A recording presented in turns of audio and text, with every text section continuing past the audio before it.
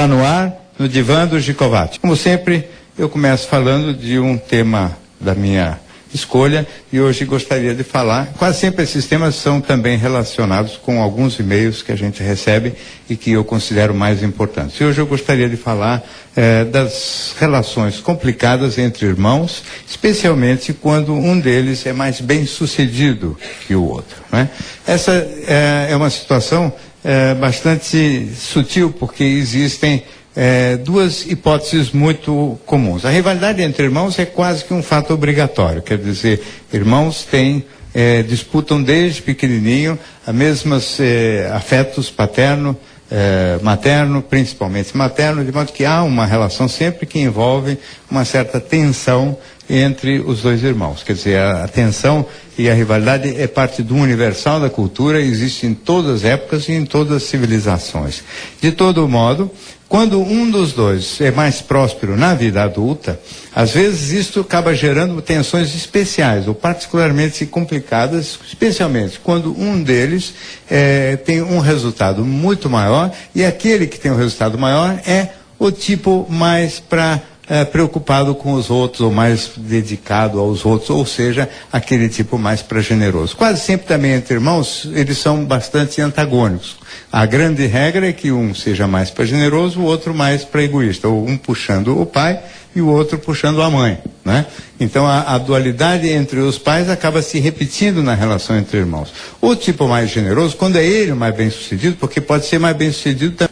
O egoísta, quando é bem sucedido, não tem muito problema. Ele adora se exibir como tal, não tem nenhum problema de remorso, nem de preocupação com o mal que possa estar causando para o outro. Ao contrário, se sente muito feliz. O tipo mais egoísta, ele é exibicionista em geral, não só em relação aos irmãos, mas é um indivíduo que gosta de mostrar que deu certo, mostrar que é rico, que gosta de andar com carrões bastante pomposos. É um indivíduo que não tem nenhum desconforto em exibir todas as suas prendas, os seus bons resultados. O tipo, quando o mais bem sucedido é o tipo mais generoso, o generoso é sempre muito rico em sentimentos de culpa. Então ele fica preocupado porque ele imagina que o seu sucesso possa estar magoando, machucando ou incomodando aquele outro irmão ou aqueles outros irmãos que não foram tão bem na vida. É muito difícil esse negócio, porque quase sempre um dos irmãos se dá melhor que o outro. É muito raro que haja um crescimento mais ou menos equilibrado, homogêneo, e todo mundo se dê bem na vida. Então aquele que se dá melhor, quando é o tipo mais generoso, se sente muito culpado, envergonhado mesmo. E às vezes, inclusive, se deixa sacrificar nas suas possibilidades ou nas suas conquistas para não criar esse clima de tensão dentro da família, para não fazer sofrer demais, eventualmente, o irmão mais mal aquinhoado pelo destino, não é? Ou pelas circunstâncias. Quando é o inverso, como eu disse, quando é o egoísta ou bem-sucedido, isso não é problema nenhum, porque ele não tem pudor. O tipo mais generoso, se não tomar cuidado, ele sacrifica uma parte, inclusive, do seu sucesso para não magoar as pessoas, em particular o irmão, ou os irmãos, mas principalmente quando são dois homens ainda, particularmente o irmão do mesmo gênero, masculino, que é uma pessoa que costumeiramente rivaliza mais frontal e diretamente com ele. Então, é preciso que o indivíduo aceite que o sucesso provoca uma certa inveja, provoca um certo desconforto nas pessoas em geral, nos parentes em particular, e no irmão mais particularmente ainda. E que isto não tem solução e que faz parte do show do sucesso. Quer dizer, infelizmente, dar certo na vida não significa obrigatoriamente atrair sempre amigos, atrair sempre admiração e o carinho. Tudo que provoca admiração,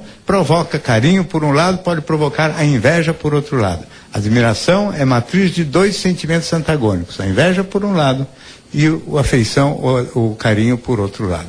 Nesses casos, onde a inveja predomina, o indivíduo, para se dar na vida, tem que aceitar de provocar esse desconforto no outro. Se não aceitar isso, ele acaba se mutilando e sacrificando o seu próprio sucesso, o que seria uma lástima, porque não tem o menor cabimento fazer isso. Muito bem. Já temos a primeira participação aqui da plateia. Boa noite, seu nome e sua pergunta, por favor. Meu nome é Edivaldo. É porque eu resolvi perder um contato com a minha mãe, definitivo, por ela ter me tratado muito mal quando era moleque, até mesmo depois de grande, ela nunca me deu atenção. E, por fim, aconteceu várias coisas. Eu comecei a somar tudo isso daí, e quando chegou agora, faz um ano passado, eu cheguei para ela e perguntei para ela, eu só gostaria de vir na minha casa? Aí ela disse assim, eu só vou aí se você der a casa que você tem de aluguel para sua irmã morar de graça. E se eu não fizesse isso, ela não daria essa casa para mim. Ela não viria me fazer a visita, entende? Sim. Ela mora em Curitiba? Não, ela mora em Recife. Em Recife. É. E você mantém algum contato com ela, apesar de todos esses... Qual é a sua idade, Edivaldo? Eu tenho 39 anos. 39. E ela te maltratou o tempo todo? O tempo todo. E você ainda continua chamando ela para vir para te visitar? É assim, né? Eu só vim acordar, digamos assim, agora, quando eu fiz esse convite para ela. Fora isso, ela já me fez vários desaforos.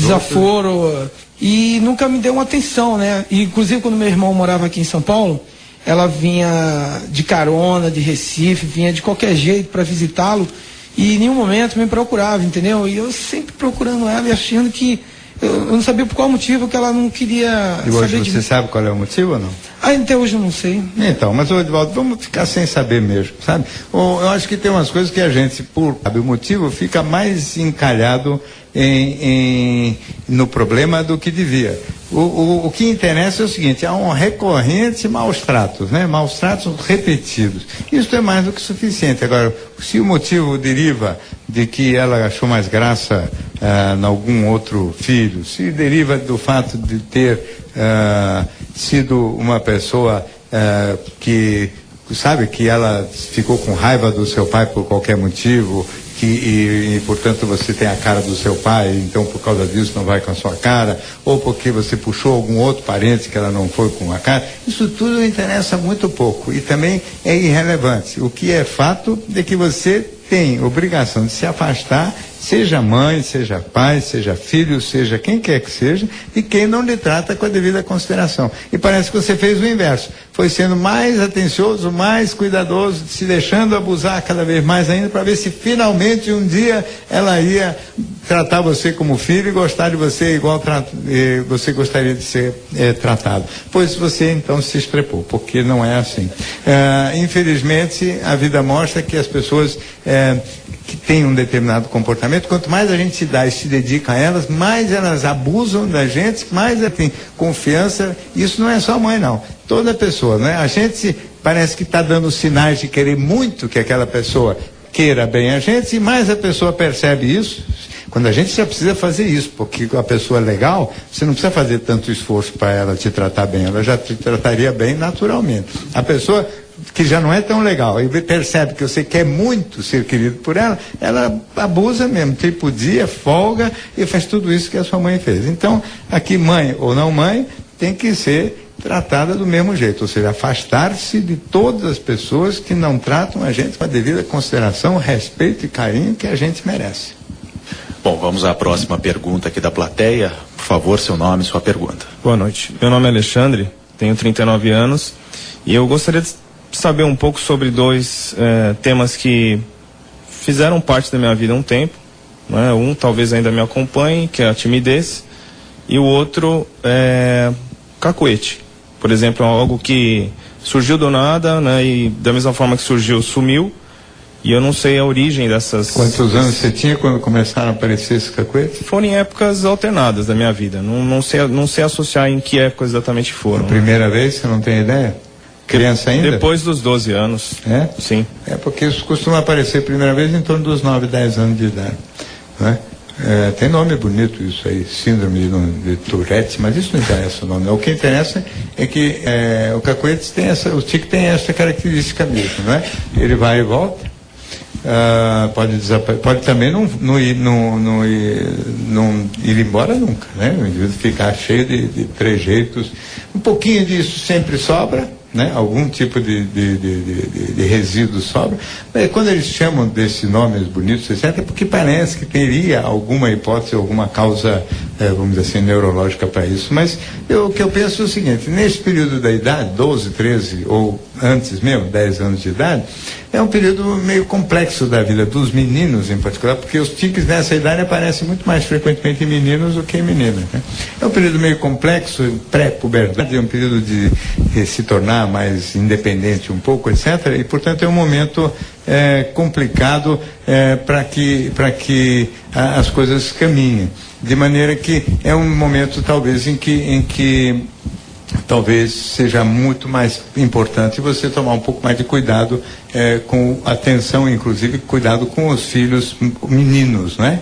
Você, de todo modo, não foi objeto desse tipo de atenção, provavelmente, e isso pode ter, inclusive, se somado e gerado a timidez. Quer dizer, você chega, então, pelos início da puberdade e adolescência, se acha meio esquisito ou objeto de chacota ou deboche por causa dos tiques, porque conforme o tique os meninos são muito debochados mesmo, os meninos nessa idade são extremamente agressivos uns com os outros, virulentos mesmo, né? Então, de repente, tudo isso pode ter contribuído para a timidez que definitivamente você não tem mais, porque você está hoje bastante mais desinibido, tanto assim que sem nenhuma dificuldade saiu fazendo pergunta aqui. Nas primeiras vezes que nós fizemos o programa, não tinha essa facilidade para arrumar gente para falar, não. De maneira que a sua inibição hoje me parece bastante modesta e bastante evoluída. Quer dizer, a sua timidez, pelo jeito, você já conseguiu dar baixa nela. Bom, vamos à primeira pergunta aqui, por escrito da plateia nesta noite. Uma ouvinte que não quis se identificar escreveu o seguinte: eu estou numa relação complicada que dura 9 meses. Minha namorada ainda mantém uma relação com um ex-namorado, diz que é amizade e que ele está mal. E sempre mantém um encontro semanal com ele. Eu tenho ciúmes. É normal alguém terminar uma relação e continuar mantendo um vínculo tão forte e semanal? Tento entender e não consigo. O que faço? Quero terminar, pois desconfio que estou sendo colocado em segundo lugar. Então, meu caro, não é normal. Em primeiro lugar, não é normal. Quer dizer que termina o namoro e continua encontrando com regularidade o ex-namorado, não é o que costuma acontecer. Até porque, em geral, quando os namoros terminam, as pessoas terminam meio implicadas, revoltados, brigados. Tem um motivo para terminar os namoros. Quer dizer, as pessoas têm as suas razões para começar o namoro, que em geral são um encantamento, admiração, achar graça efetiva no outro, e as razões para terminar o namoro: decepções, frustrações, deslealdades, mentiras, enfim, alguma causa justifica a ruptura do namoro. Do mesmo modo que os motivos positivos determinam o encantamento, motivos negativos determinam a decepção. De maneira que é comum que a relação fique bastante estremecida, inclusive depois que as pessoas terminam o seu relacionamento. De maneira que as suas dúvidas e inseguranças podem ser muito justificadas, né? O ciúme aparece por muitas razões. Uma das razões do ciúme é a gente ser tão inseguro e ter uma autoestima tão baixa que a gente está sempre achando que vai ser trocado por qualquer outro a qualquer momento. A outra razão é porque a gente reconhece no outro condutas que não são lá muito confiáveis mesmo, né? Que parece ser este o caso. Quer dizer, não dá a impressão de que a sua namorada seja tão confiável quanto você gostaria que fosse. Ao mesmo tempo, essa coisa de que o ex está mal e ela vai lá consolar ele toda semana, me parece uma história um pouco mal contada mesmo, né? É pelo menos muito incomum. Não é assim que costumam ser as características das relações que terminam. Além do mais, não seria ela a pessoa ideal para fazer esse papel de consolo também. Tem outras pessoas no mundo e, naturalmente, ela estaria complicando a vida dela com você por uma coisa que aparentemente não tão relevante para ela. Então ela estaria, na realidade, comprometendo a relação com você por força de uma coisa que seria menor do ponto de vista dela, aí não teria outro sentido, a não ser o desejo efetivo de ficar provocando o seu ciúme. Se o desejo é este, de ficar provocando o seu ciúme, trata-se de uma pessoa meio malvada. E se você quiser ficar namorando uma pessoa malvada, aí você merece ficar sofrendo de ciúme. Senão, tem que cair fora, porque não tem nenhum motivo para ficar nesse nesse tipo de contexto. Ela sempre me surpreende nas coisas afetivas, tanto faz na relação, como nós falamos há pouco, com a mãe, como nas relações homem e mulher, como as pessoas aceitam por tempo cumprido situações que não são dignas, que não são razoáveis. Por que as pessoas, em nome do tal do amor, aceitam de apanhar tanto? Né? Isso me impressiona muitíssimo. Não é só apanhar de tapa, o volume de sofrimento que as pessoas toleram em nome do amor é sempre que me deixa muito perplexo. Se o amor é motivo para isso, e se o amor é a causa de tanto sofrimento, de tanta renúncia, nós deveríamos todos nos colocar como contrários ao amor, definitivamente. Bom, vamos à próxima participação ao vivo aqui da plateia no Teatro Eva Herz. Boa noite, seu nome e sua pergunta. Boa noite, meu nome é Salete. Eu, quando pequena, Quantos anos você tem agora, Salete? Eu tenho 42. 42. Não precisa ficar com vergonha, não. 42 é pouquinho. Pouquinho. Eu arranquei a maioria dos meus cabelos dos cílios. Cabelo ou cílio? Dos cílios. Fiquei parecendo um olho de cobra, né? E... Qual é a idade que você tinha? Acredito que uns 11 anos, 12 anos por aí. Aí passei a minha adolescência e chegou a minha fase adulta e casei, me separei, tenho os meus filhos ficam com o pai e eu tenho que lidar o tempo todo com... Os filhos ficam com o pai o tempo todo? Com o pai.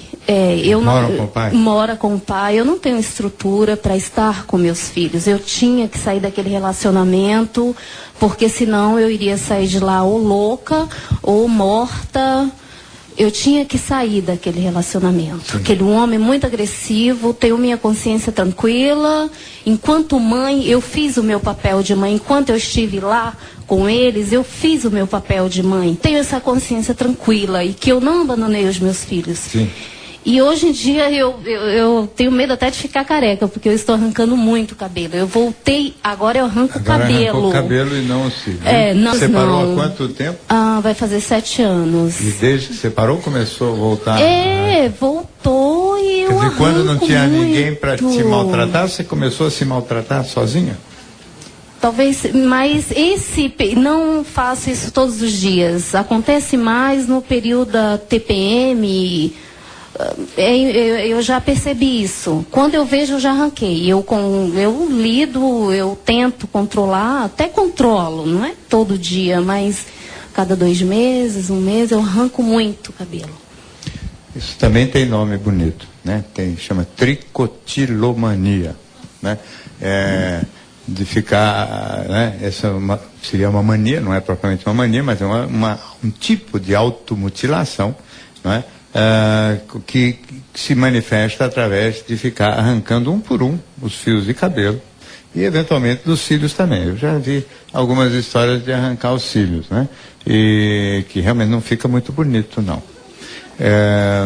O cabelo é um pouco mais fácil de disfarçar, mas é uma coisa difícil, porque é quase como se fosse roer unha. Eu já perguntei para várias pessoas que têm essa propriedade, ou essa característica, ou esse tipo de distúrbio, que prazer eventualmente sente, né? Porque parece que tem um certo prazerzinho na hora que dá aquele choquezinho de dor ali, quando arranca o fio de cabelo ou o cílio. Tem um gostinho naquilo ali, né? Eu imagino que seja um gosto parecido com aquele que se possa ter também, ou que alguns dos padres medievais tinham quando se chicoteavam, ou coisa desse tipo, né? Quer dizer, tem uma coisa de prazer relacionado com a dor, né? No caso de arrancar o cabelo é uma dorzinha pequena, mas tem um prazer. E é um certo gosto por esse tipo de sofrimento, provavelmente participa desse processo. A tendência a ficar maior durante o período pré-menstrual também é comum, porque aumenta a irritação, aumenta a inquietação, aumenta o nervosismo, diminui o controle sobre si mesmo.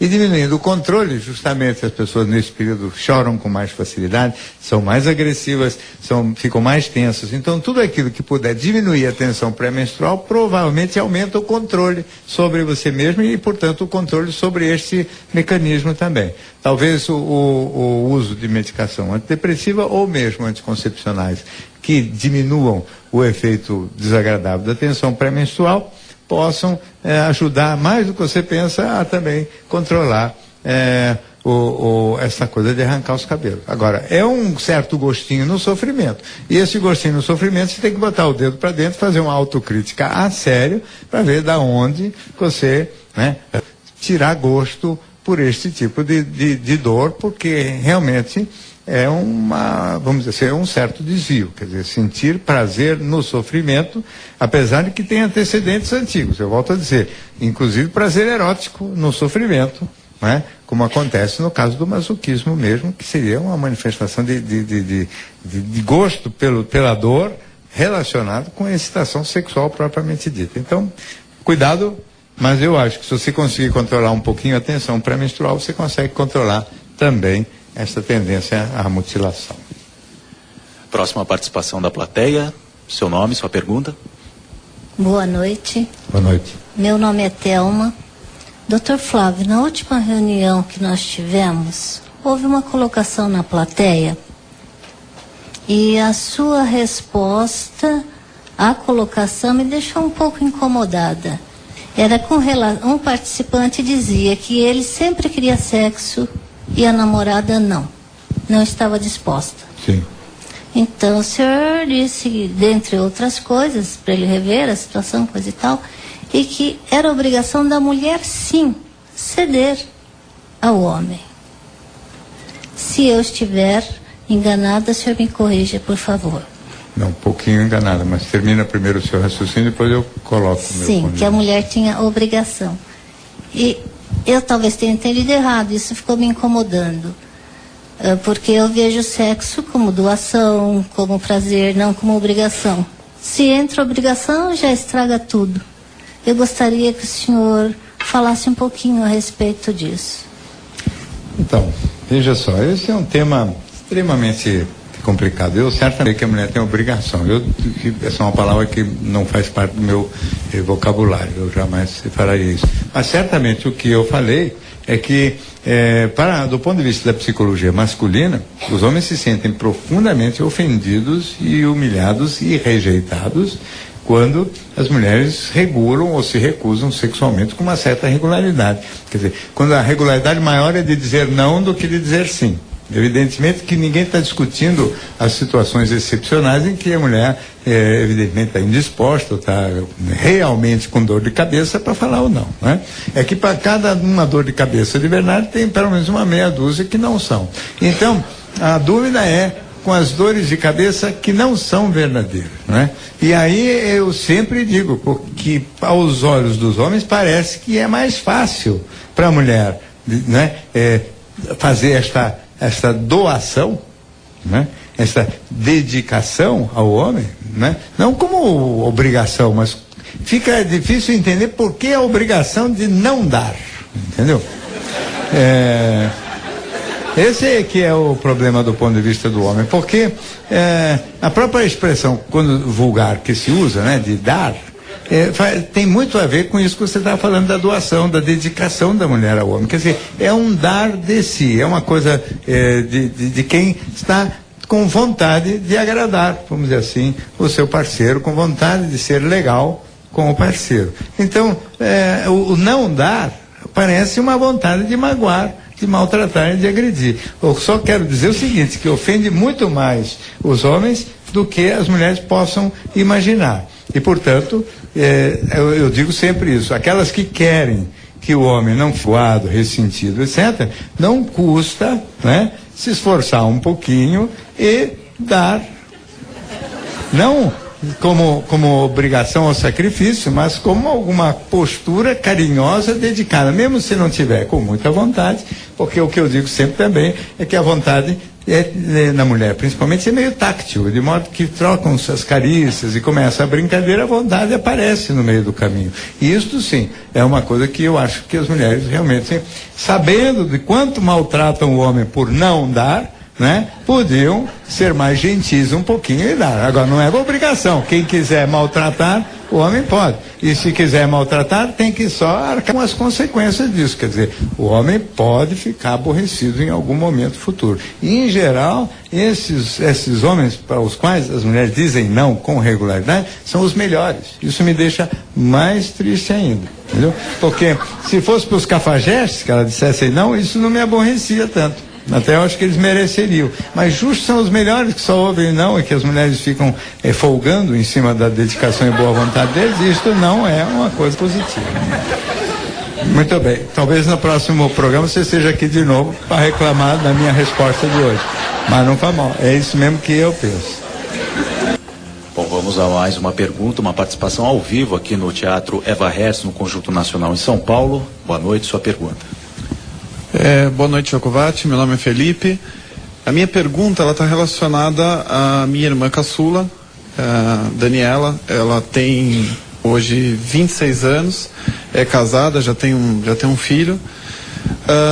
E já não é de hoje que ela não se sustenta, assim, financeiramente, psicologicamente. É uma pessoa muito dependente dos meus pais. Ela é casada? Ela é casada. E é dependente dos seus pais? É dependente dos meus pais. Do marido também ou menos? O marido, para ser sincero, ele é bastante dependente dos pais deles e dos meus pais por consequência. Portanto, todo mundo, o casal é dependente? É totalmente dependente. E os filhos, tem quantos filhos? Não, tem um filho, de 1 ano e 3 meses. Ainda não é particularmente dependente? Ainda não é particularmente, mas meus pais ajudam bastante. Então, a minha preocupação, na verdade, com meu irmão, é que eu vejo que essa situação, ela se estende, ela não é uma situação atual, ela já vem de alguns anos.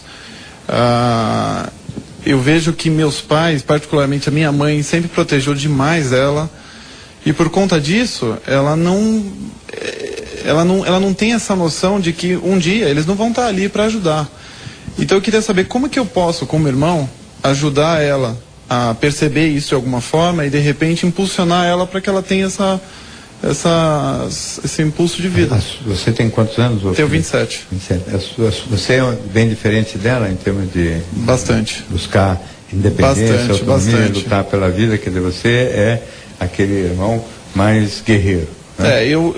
Assim, tanto eu quanto o meu outro irmão, que é o mais velho, nós somos em 3. Ele também busca demais, né? A autoindependência. É um cara que já não depende dos meus pais há bons anos, e eu também não. Assim, ambos... E esse seu cunhado é outro mais para... Ele é boa gente? Ele é boa gente, essa é a parte boa. Mas é uma pessoa... é uma pessoa extremamente dependente. A sua irmã é boa gente ou é meio folgada? Também boa gente, uma pessoa muito carinhosa, muito terna, que se doa demais, que é uma característica da minha mãe, eu vejo isso, mas ela... Não se sustenta financeiramente de jeito nenhum. Não se sustenta e não se preocupa com isso. E não se preocupa. O seu cunhado também não se preocupa. Não se preocupa também. E meu cunhado já tem uma outra filha de um outro casamento. Quantos anos tem o seu cunhado? Ele tem 33. 33.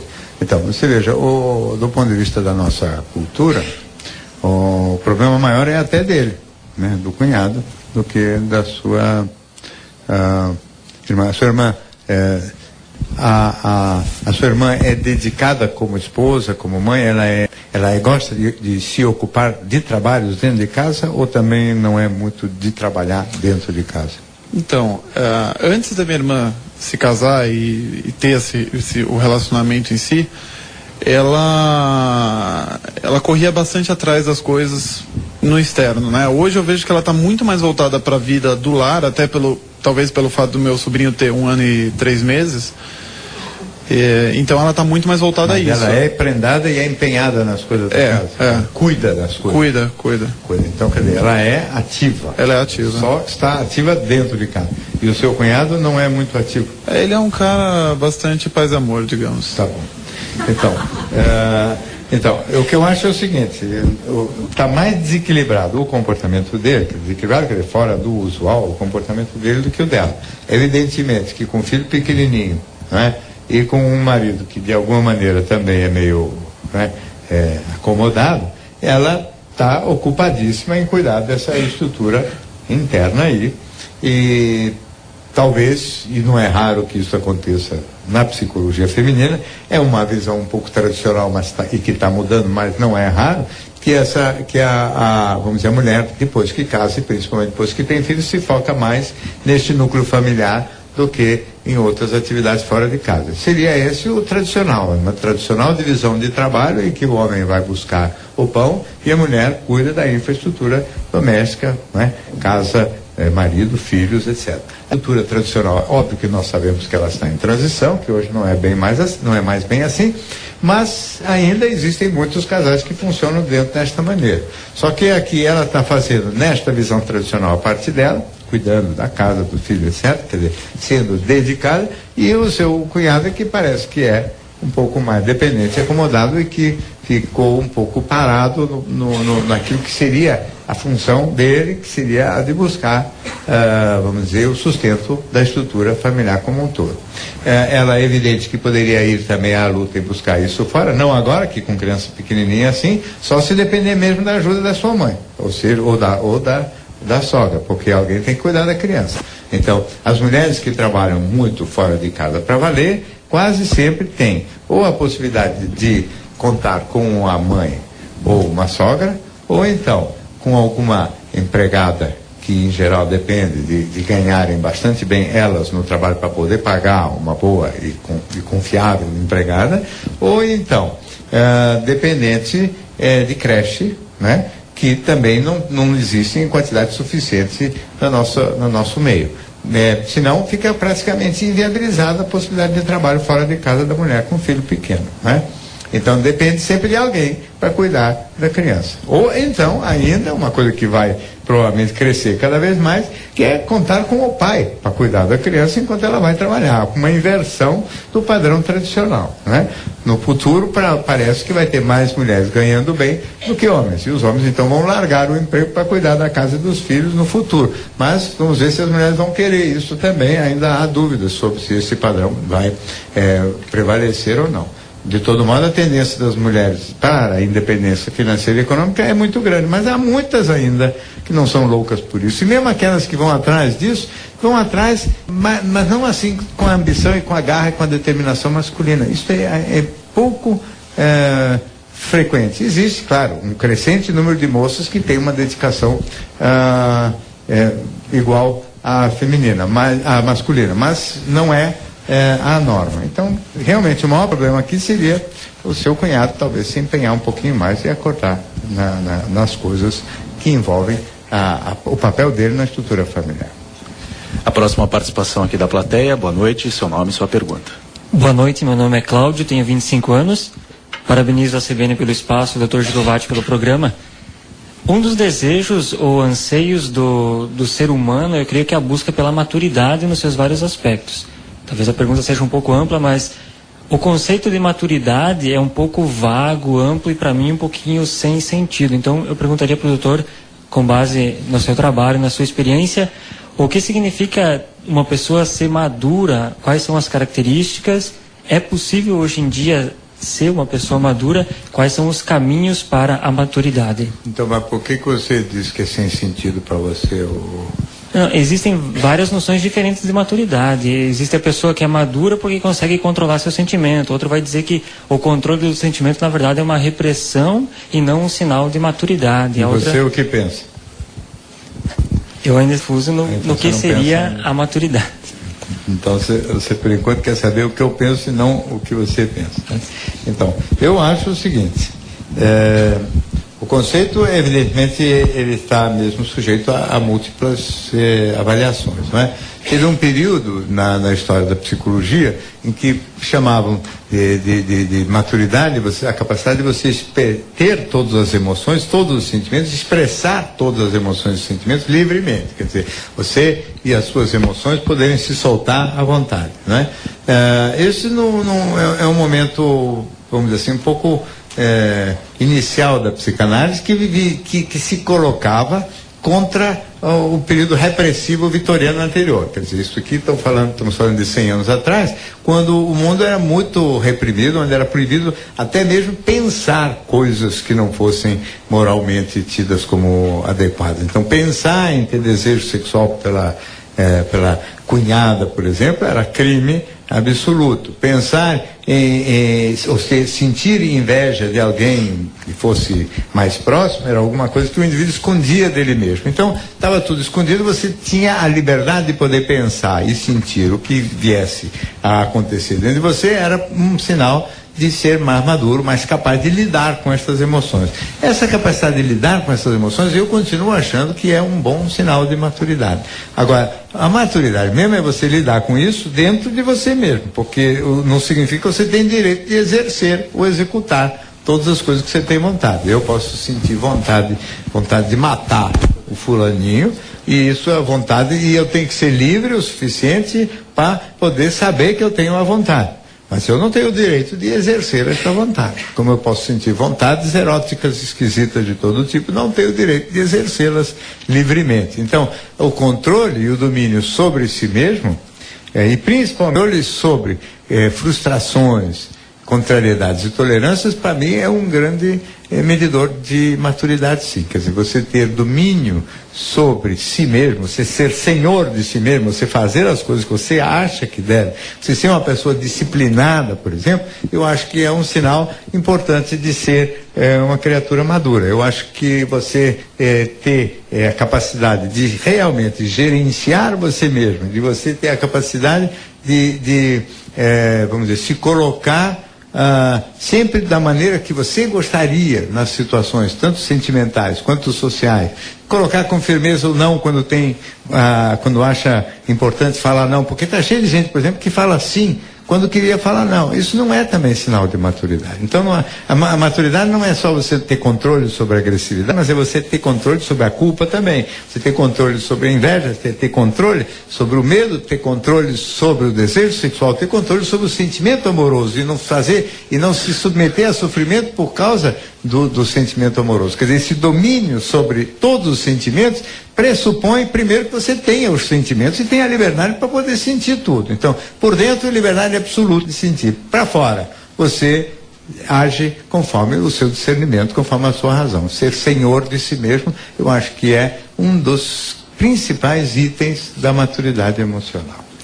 Vamos a mais uma participação, Gicovati, agora aqui por escrito, aqui da plateia, no Teatro Eva Herz, no Conjunto Nacional, em São Paulo. Dr. Flávio, onde eu trabalho, há vários homossexuais. Neste mês, chegou um novo funcionário que é gay, com certeza, pois um amigo meu, já antigo, me confirmou. Acontece que ele é uma pessoa interessante, inteligente e muito simpático. E ele vem me assediando bastante ultimamente. Estou meio confusa, mas não teria nenhum problema em me relacionar com ele. Será que isso seria possível ou eu estaria interpretando de forma errada? Não é impossível, não é? Existem bom, é evidente que teria que chegar mais perto para saber se realmente o rapaz está sendo apenas educado, ou charmoso, ou meio sedutor, e quanto ele realmente possa ter interesse. É evidente que a aproximação, inclusive física, né, com um parceiro homossexual, pode perfeitamente fazer com que essa relação se torne uma relação heterossexual. Essa ideia há um problema de conceito, não é? Que é muito mais forte, por exemplo, na homossexualidade masculina do que na feminina. Na homossexualidade feminina, todo mundo sabe que a moça que tem eventual preferência homossexual pode, em dadas determinadas circunstâncias, se relaciona com um parceiro masculino também. Quer dizer, a homossexualidade feminina parece que é menos exigente de lealdade absoluta ao ideário homossexual. Então, as mulheres podem deixar de lado a sua homossexualidade e transar com um homem, mesmo sendo preferencialmente homossexuais ou tendo tido relacionamentos homossexuais. Parece que no mundo masculino isso é mais incomum. Né? O masculino, uma vez que é homossexual, se desinteressa definitivamente da figura feminina, etc.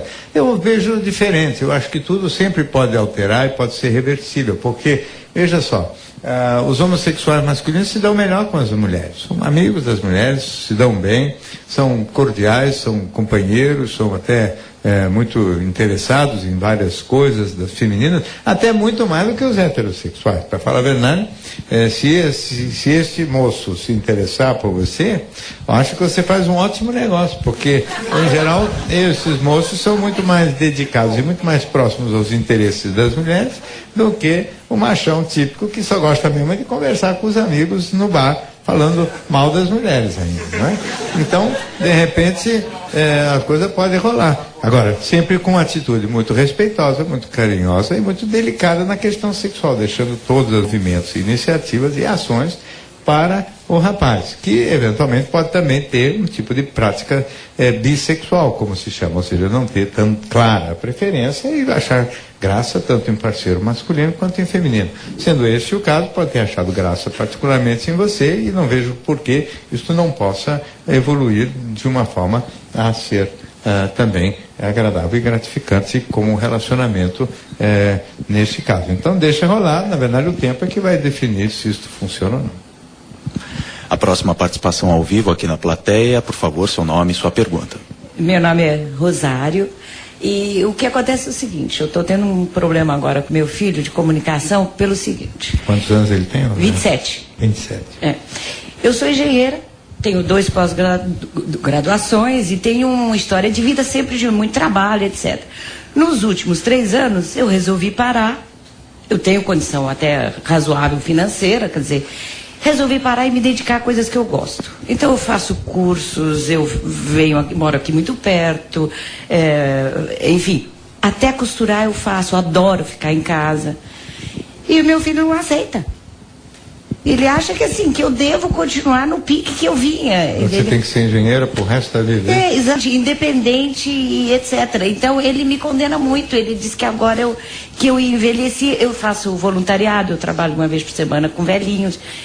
E isso incomoda muito, meu filho. Quantos anos você está, Rosário? 55.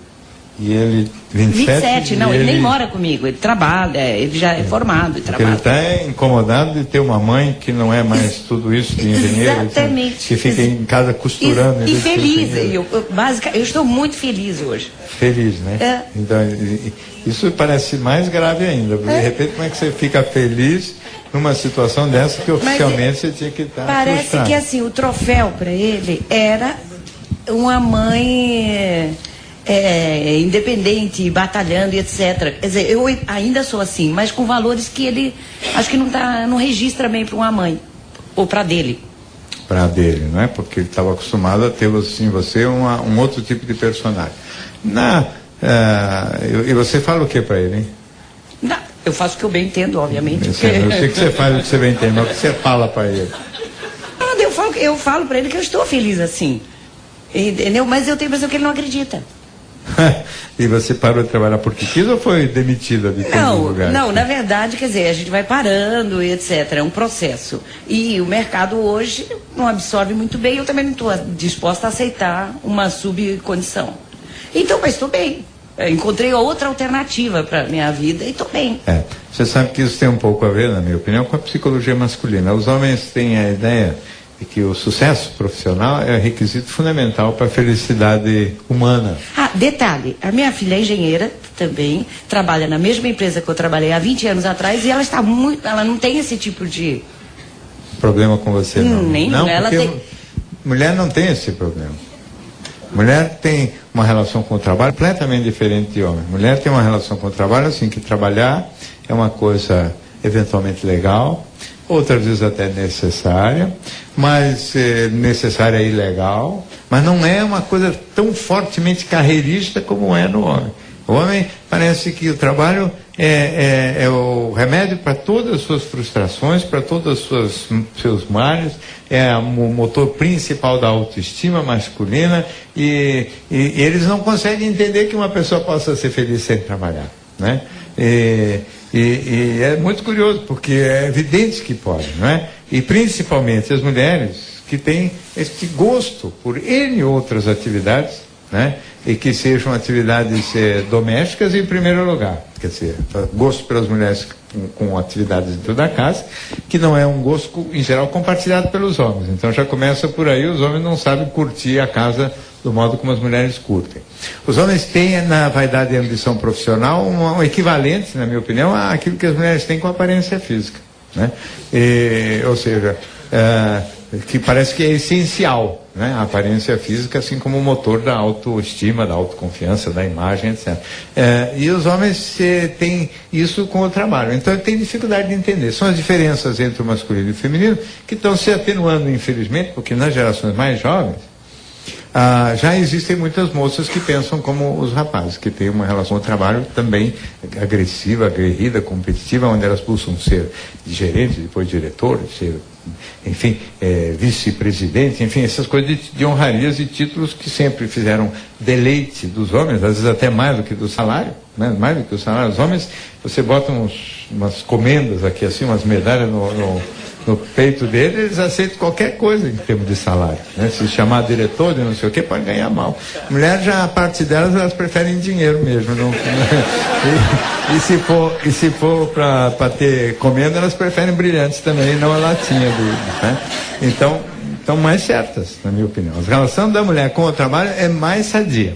Eu penso isso mesmo e acho que é uma das razões da maior longevidade feminina, né?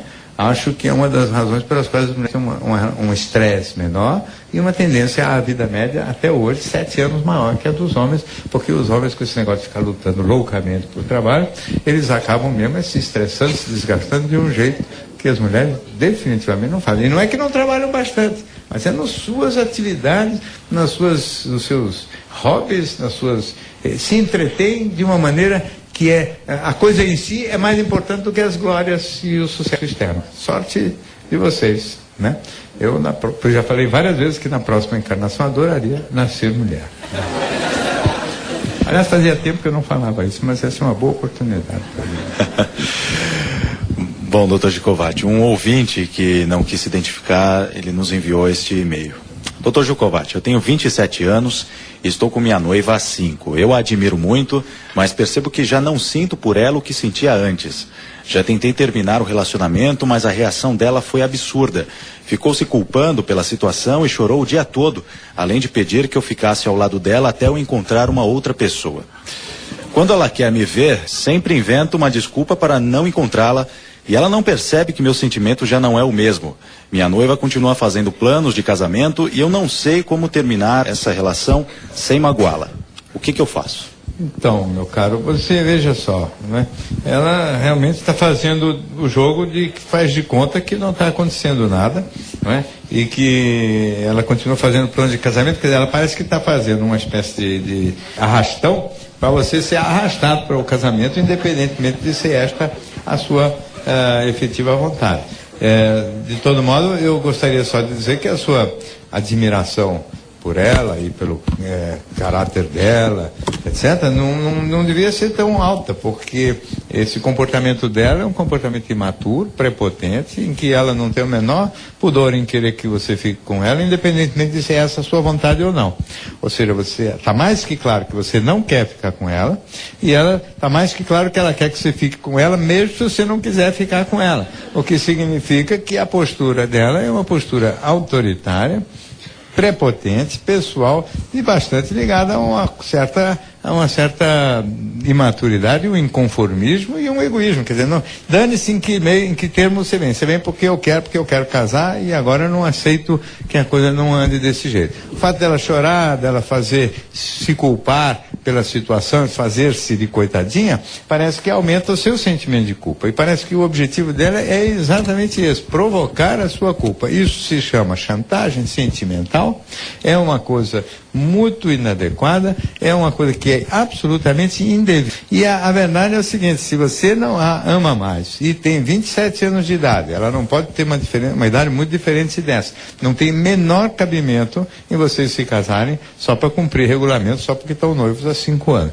Se não existe mais o sentimento, hoje, que é a base que justifica a aliança conjugal, não existe porque você dá continuidade. Não tem o menor jeito, especialmente com uma moça como essa, de você romper sem magoá-la, sem ela ficar furiosa e ameaçar. Por enquanto ela está só ameaçando vamos dizer, está só chorando e se culpando, mas ela pode ainda ameaçar também, ficar mais agressiva, violenta, etc. São ações que envolvem certamente o sofrimento dela, envolvem o fato dela estar frustrada e magoada porque não está acontecendo de acordo com a vontade dela, mas é esta a sua vontade e você tem o direito de fazer acontecer aquilo que é a sua vontade. Ninguém pode, nas questões sentimentais, viver de acordo com a expectativa alheia, ou seja, não tem nenhuma razão para você não fazer acontecer rigorosamente aquilo que você quer que aconteça. No Divã do Gicovati teve produção de Diego Matoso, os trabalhos técnicos foram de Roberto Padilha, Rony Silva, Guilherme Tavares e Afrânio Vanderlei. A direção nacional de jornalismo é de Marisa Tavares. Boa noite.